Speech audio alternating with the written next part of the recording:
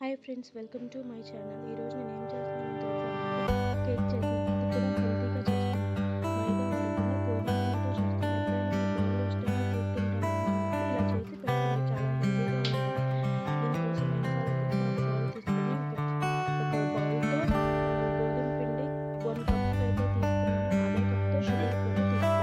First అయితే గోధుమ పిండి తీసుకున్నాను. అదే కప్తో షుగర్ కూడా తీసుకోవాలి. నేను షుగర్ ఏం చేయాలంటే చిన్న చిన్న స్పూన్స్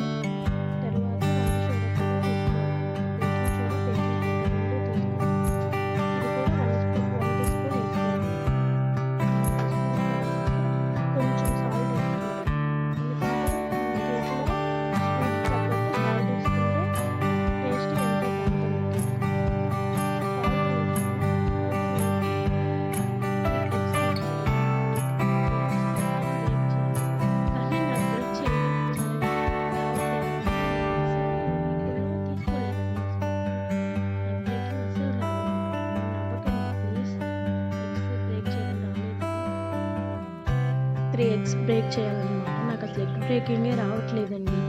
నేను నవ్వకండి ప్లీజ్. ఎగ్స్ ఎలా బ్రేక్ చేయాలో నాకు ఒక టిప్ చెప్పండి. నేను ఎగ్స్ ఆమ్లెట్ కూడా చాలా తక్కువగా వేస్తాను అనమాట. నాకు ఎగ్ అంటే చాలా ఇష్టం ఉండదు.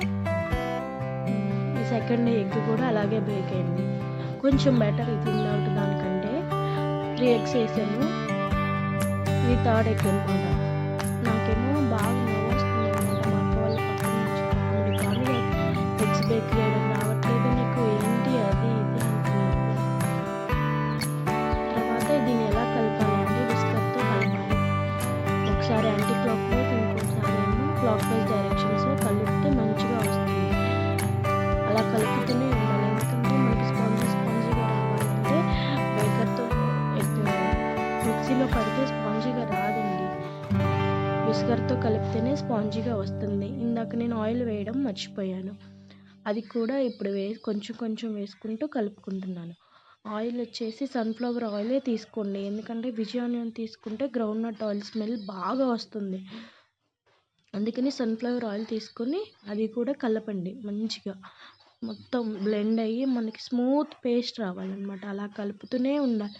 నేను మ్యాక్సిమం ఒక 15-16 మినిట్స్ కలిపానండి. కలుపుతూనే ఉన్నాను. నా చెయ్యి అంతా నొప్పి చేసేసింది. బాగా కలిపి స్మూత్ పేస్ట్ వచ్చిన తర్వాత మాత్రమే మనం దాన్ని వేరే బౌల్లోకి షిఫ్ట్ చేసుకోవాలి. మా చెల్లేమో ఈ కేక్ ఎవరు తింటారు, అసలు కేక్ ఎలా వస్తుందో ఏంటో నాకు భయంగా ఉంది. నేనైతే తినను, ఫస్ట్ నువ్వే తినక్క అని మేము ముందుగానే ప్రీహీట్ చేసి పెట్టుకున్నాం. కేక్ ప్రిపరేషన్ చేసే ముందే బౌల్ని ప్రీహీట్ చేసి పెట్టుకున్నాం. ఇప్పుడు మనం స్మూత్గా అయిన పేస్ట్ని వేరే బౌల్లోకి షిఫ్ట్ చేసి ప్రీహీట్ చేసిన దాని మీద కేక్ బ్యాటర్ని పెట్టాలన్నమాట. పెట్టి దాని మీద లిడ్ క్లోజ్ చేసిన తర్వాత ఇది మంచిగా ఉందో లేదో చూసుకున్న తర్వాత లిడ్ క్లోజ్ చేయాలి. చేసి దాని మీద ఏదైనా సరే కొంచెం బరువుగా ఉండేదాన్ని పెట్టాలి. మేమేం చేసామంటే మాకు స్టీల్ రుబ్బు రోల్ ఉంది, దాన్ని పెట్టామన్నమాట. దాన్ని పెట్టిన తర్వాత ఒక 10-15 మినిట్స్ తర్వాత వచ్చి చూస్తే కేక్ ఇలా పొంగి ఉంది. తర్వాత 1 అవర్ తర్వాత చూస్తే కేక్ మొత్తం ప్రిపేర్ అయి ఉందన్నమాట.